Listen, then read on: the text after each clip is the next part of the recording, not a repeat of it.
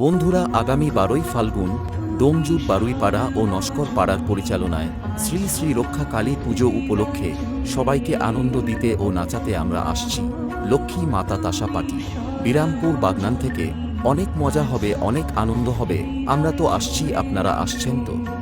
Hello বন্ধুগণ, আমি যখন আসছি তখন রাস্তা তো আপনাকেই ছাড়তে হবে।